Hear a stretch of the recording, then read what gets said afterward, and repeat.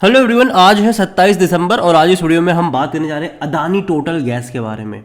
देखिए, 1000 रुपये से नीचे ये आ चुका है। हालांकि पैसा डबल कर दिया था इसने। अगर इसका ग्राफ देखोगे तो काफ़ी बड़ी रफ्तार दिखाई थी, लेकिन अगर आप देखो तो 1172 से लगातार गिर रहा है और अभी अटेम्प्ट कर रहा है, कोशिश कर रहा है 1000 रुपये के आसपास अटकने की।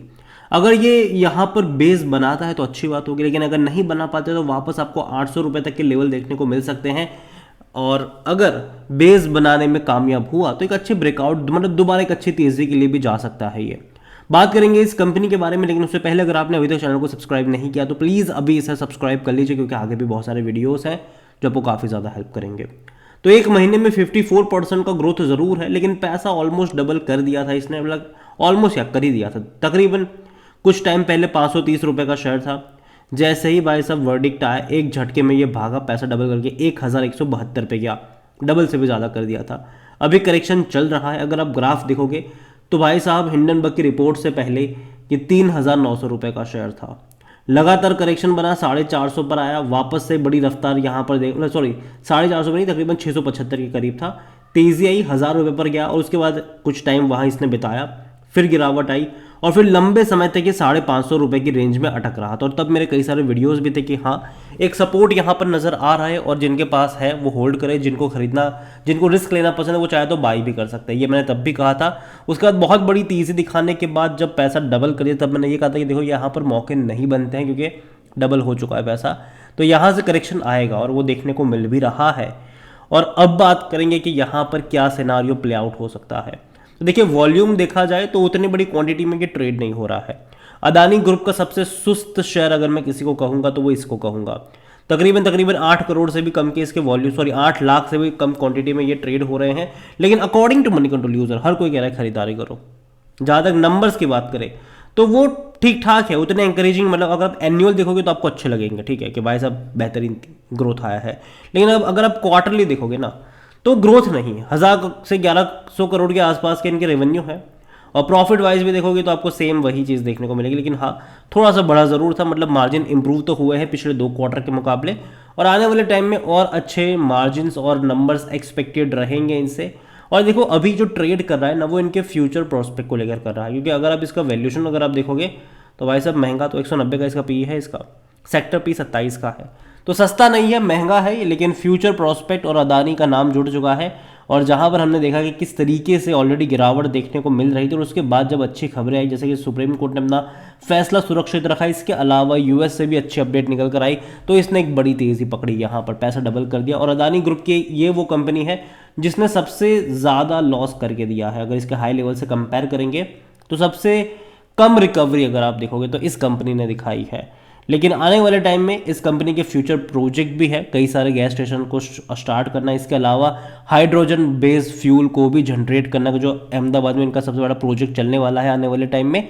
तो फ्यूचर अच्छा है, उसमें कोई शक की बात नहीं। इवन इससे पहले भी एक वीडियो मैंने आपको इसके बारे में बताया भी था कि अहमदाबाद में हाइड्रोजन बेस्ड फ्यूल का एक बहुत बड़ा प्रोजेक्ट इनका जो है वो आ रहा है और कहीं ना कहीं टाइम लगेगा इसको, लेकिन फिर भी लॉन्ग टर्म के लिहाज से मुझे लगता है कि उतना भी बुरा नहीं है।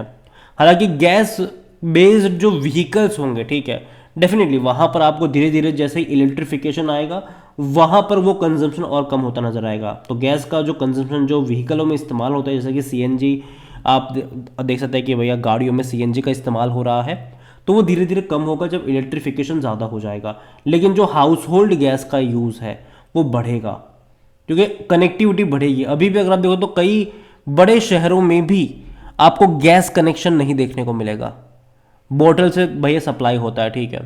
लेकिन आने वाले टाइम में सोसाइटी से लेकर अपार्टमेंट तक गैस कनेक्टिविटी जो है वो आ जाएगी, जो कुकिंग गैस होता है, तो उसमें डेफिनेटली एक बहुत बड़ा बिजनेस वहाँ पर रहेगा। और इसके अलावा जो हाइड्रोजन बेस्ड फ्यूल है वहाँ पर भी ये अपनी पकड़ मजबूत करने की कोशिश करेंगे फ्यूचर में। तो देखा जाए तो अदानी के पास वो पैसा ज़रूर है कि वो ये कर सकते हैं। और जहाँ तक शेयर होल्डिंग को लेकर देखें तो यहाँ पर खरीदारी बिकवाली नहीं हुई। जब हिंडनबर्ग की रिपोर्ट आई थी तो भाई साहब अदानी एंटरप्राइज हो, अदानी पावर हो, चाहे अदानी ग्रीन हो, अदानी पोर्ट हो, कई सारे शेयर्स खरीदारी या बिकवाली करते हमने देखे, लेकिन यहाँ पर वो नहीं था।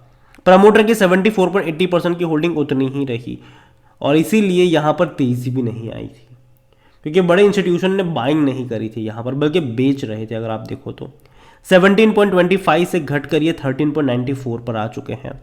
म्यूचुअल फंड्स की 0.13% की होल्डिंग है, 6.02% डोमेस्टिक के पास है और रिटेल और अदर्स के मिलाकर 5.11% है, जिनमें से रिटेल इन्वेस्टर 4.64% की होल्डिंग लेकर बैठे हैं। अदर पार्टी 0.48 पर है। देखिए ओवरऑल अगर मैं बात करने जाऊँ तो शेयर होल्डिंग पैटर्न उतना भी खराब नहीं है, लेकिन अदानी गैस अगर देखा जाए तो जब पैसा डबल कर दिया 530 से जब ये 1100 पे चला गया था, तभी यहाँ से लगा था कि अब गिरावट आ सकती है और वो देखने को मिल भी रही है। और देखा जाए ग्राफ अगर आप देखोगे तो डेफिनेटली कहीं ना कहीं थोड़ा सा कंसोलिडेट वाला तो है यहाँ पर। तो पहली चीज़ तो मैं ये कहूँगा कि अभी जिस लेवल पर है वहाँ से ना बाई कॉल जनरेट हो रहा है ना सेल कॉल जनरेट हो रहा है, वहाँ पर होल्ड कॉल जनरेट हो रहा है मेरे हिसाब से। अगर सक्सेसफुली 1000 रुपये या फिर मतलब 1050 रुपये का लेवल इसने तोड़ दिया तो डेफिनेटली फिर आपको 1100-1200 तक के लेवल भी देखने को मिलेंगे, लेकिन अगर इसको नहीं तोड़ पाया तो ये आपको 800 850 तक के भी लेवल दिखा सकता है और वहाँ से बाय ऑन डिप्स की शुरुआत हो सकती है, ये मेरा मानना है। कंपनी मेरे हिसाब से देखा जाए तो महंगी ज़रूर है, लेकिन फ्यूचर प्रोस्पेक्ट डेफिनेटली ज़्यादा रहेगा। और देखो यार, इलेक्शंस में अगर एक पर्टिकुलर पार्टी की जीत होती है तो पूरे अदानी ग्रुप में कहते हैं ना कि एक पॉजिटिव माहौल शुरू हो जाता है, तो उस पर बहुत कुछ डिपेंड रहेगा। अगर ये अभी लोकसभा इलेक्शन आने वाले अगले साल, और अगर आपको लगता है कि भैया बीजेपी पावर में आएगी तो अदानी ग्रुप मुझे लगता है कि अच्छा खासा परफॉर्म करेगा लॉन्ग टर्म के लिहाज से, ये मेरा मानना है, और उसके बाद भी तेज़ी दिखाएगा ये।